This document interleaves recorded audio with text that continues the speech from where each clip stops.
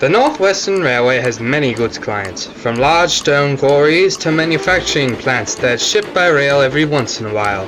The railway accommodates them all. The Northwestern offers a few different types of freight services for their clients to choose from. The first option is for their goods to be loaded into Northwestern-owned trucks and shipped on pickup or slow goods freight trains. Many small and medium customers choose this option. The second option is to bulk freight up with similar cargo, such as produce or minerals for specialized trains. This option is very popular amongst clients with connections to similar businesses, such as Anofa Limestone and Granite Quarry and the Fred Pelhay Coal Mine. The last option is saved for clients with the most freight to move, private trains. This is the most expensive option. Only a few very wealthy and very valuable clients use this service. Among these clients are some of Sodor's largest, most prominent, and most wealthy companies.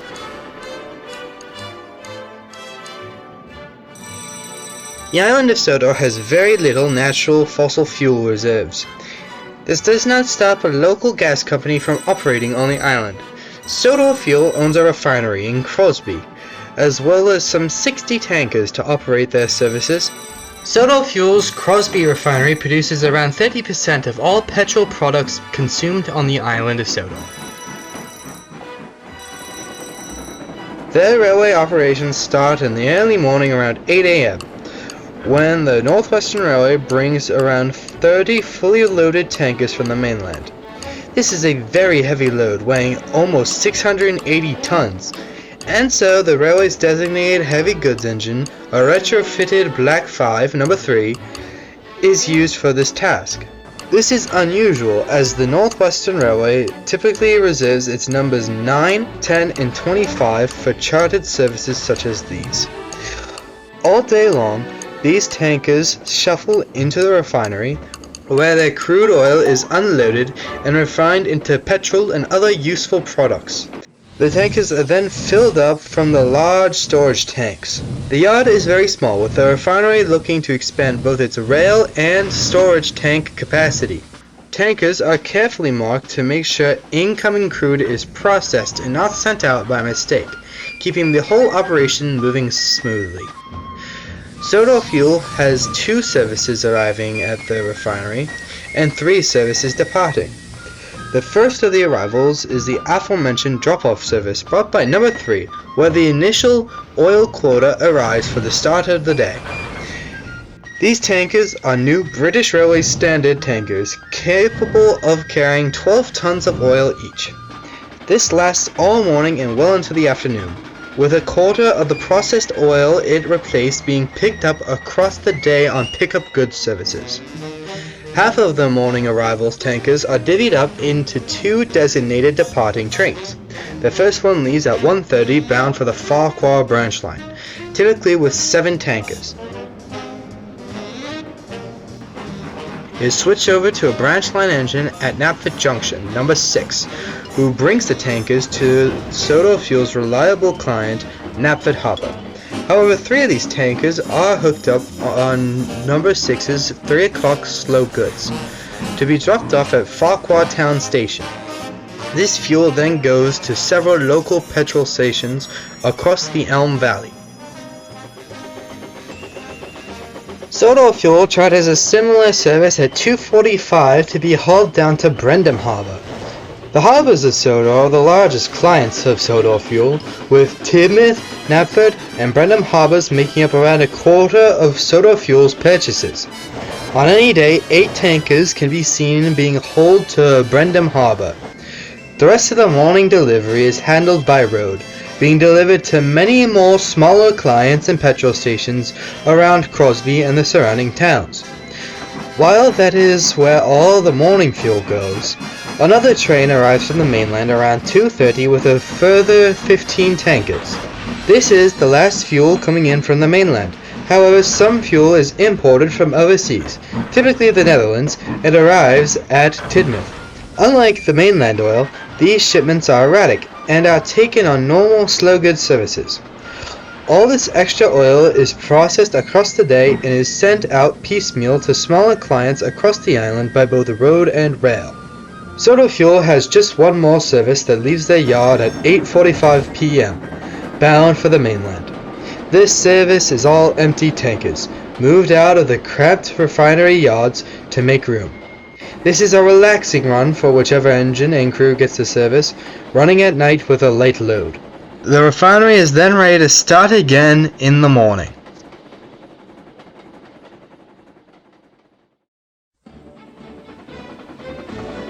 Besides minerals, the island of Sodor's other major export is agricultural goods.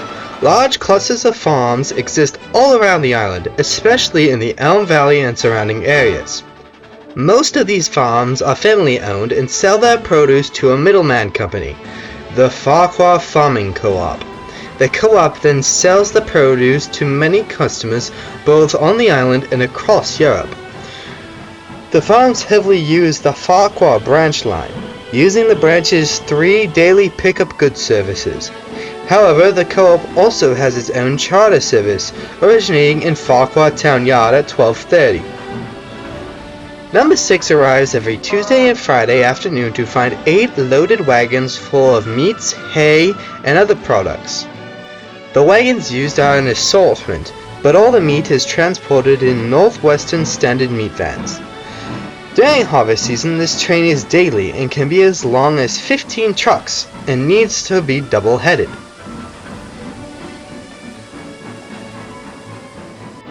The destination is Tidmouth, where the co-op owns a distribution center for all produce being exported abroad.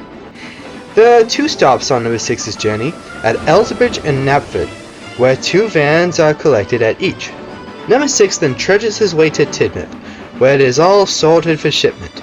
An interesting thing to note is that the Farqua Farming Co-op does not own its own rolling stock for these services.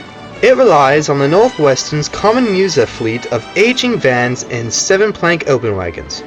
Although the Northwestern did just get a shipment of new meat vans in 1957. This makes the logistics for the Northwestern easier, as it doesn't have to juggle private owner wagons around for these trains. The Farqua Farming Co-op is a quiet yet important client in the Northwestern's network, keeping the Farqua branch's books balanced.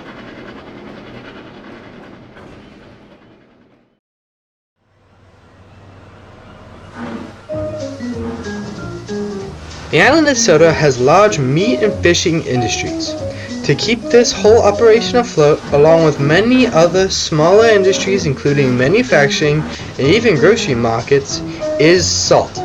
The island's main importer of salt is Sam's Salt Company, who makes up almost 60% of the Sodor salt market. SSC has several warehouses scattered across the island for distribution, with main hubs in Marin, Brendam, and Tidmouth. These warehouses is where sorting is done, inspections take place, and salt is packaged. However, all of Sam's salt originates on the mainland, and the Northwestern Railway has specific trains to haul its imports onto the island. Sam's Salt operates 2 trains each Wednesday and Friday, made up of 15 wagons each and hauled by number 10, a Caledonian Railway 652. While elderly, the 652s are more than capable of handling the salt traffic.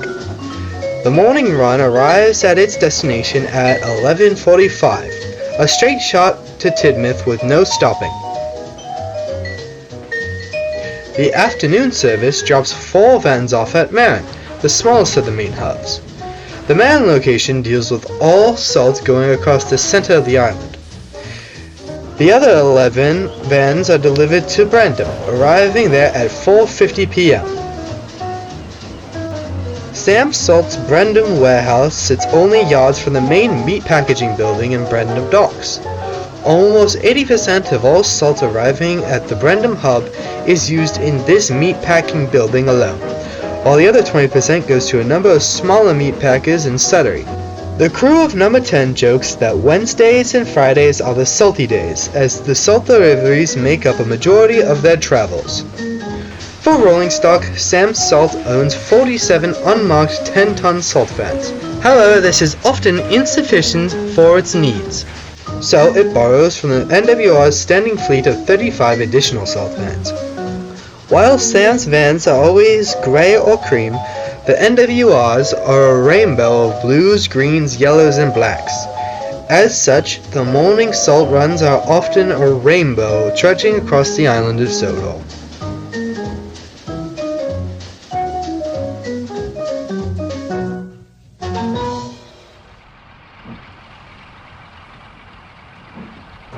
At Ramsden docks in Barrow and Furness, ships carrying alumina are unloaded for transport to Peelgodred. From Ramsden, this alumina is shipped around the clock to the Peelgodred Aluminium Works. British Railways brings these alumina hoppers to the Northwestern Railway's trains, where it is then sent to Dane.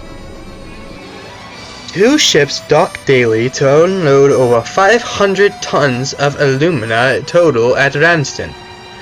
The NWR only owns 9 custom 16-ton alumina hoppers, while PGAW owns a further 20 of the same design. These are the only wagons the company uses to transport its alumina traffic. The first ship arrives at 6 a.m. with enough alumina for 20 wagons, some 320 tons. Across the morning, this is steadily unloaded and travels piecemeal up to Peelgodred. However, the second ship is scheduled to arrive at the docks at 3 p.m. and another 190 tons of alumina is unloaded.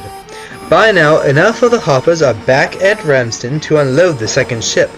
For this load, a dozen wagons are required, with usually about 3 or 4 leftover loaded ones from the first ship tagging along the trip. Together, the 15 alumina hoppers are hooked up to the 5 p.m. express goods hauled by number 3, where they make up over half the train. They are then handed off to the electric branch line at Kildane at around 6:45 p.m., where they then make up their own specialized train. The Peelgodred electric branch line uses a fleet of modified British Railways Class 76s. Typically, Ifor Abbey is the one to take this train. While this load of 350 tons is nothing for these beasts, it does take a toll on the track and the embankments up the mountainside. The train is limited to 20 miles per hour to avoid inflicting damage on the track. It takes almost an hour to do the constant climb of 13 miles up to the aluminum works.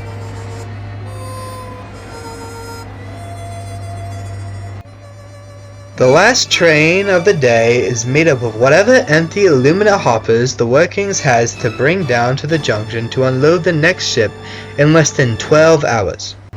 Due to the very limited number of specialized hoppers, the Peelgodred Aluminium Works runs a very tight logistical system. But it is very hard for these hoppers to get lost since they only serve a single route. You will never find a hopper away from the Ramsden to Peelgodred route.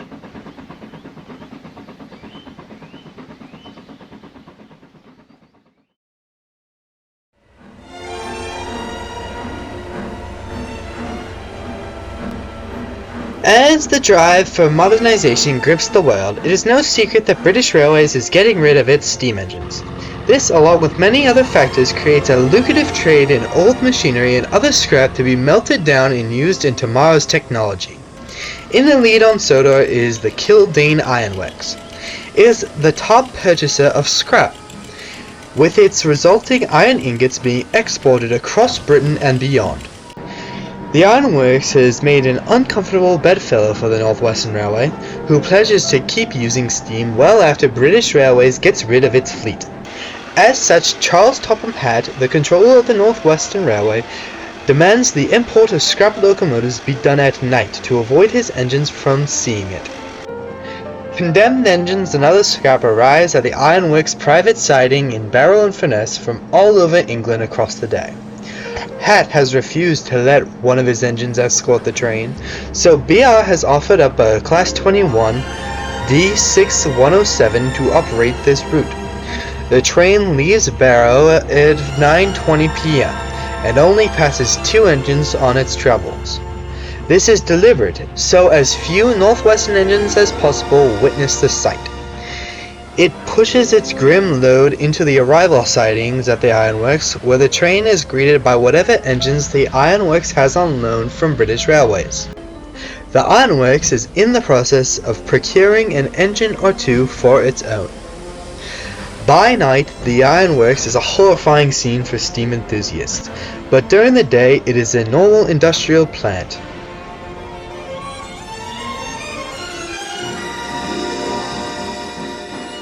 At noon, number 5, a modified Lancashire and Yorkshire Class 28, is sent to collect 12 wagons filled with iron ingots for export at Tidmouth. The loaned engine also assaulted assorted trucks of smelted iron ingots on the hour every hour to Kildane Yard, bound for the mainland.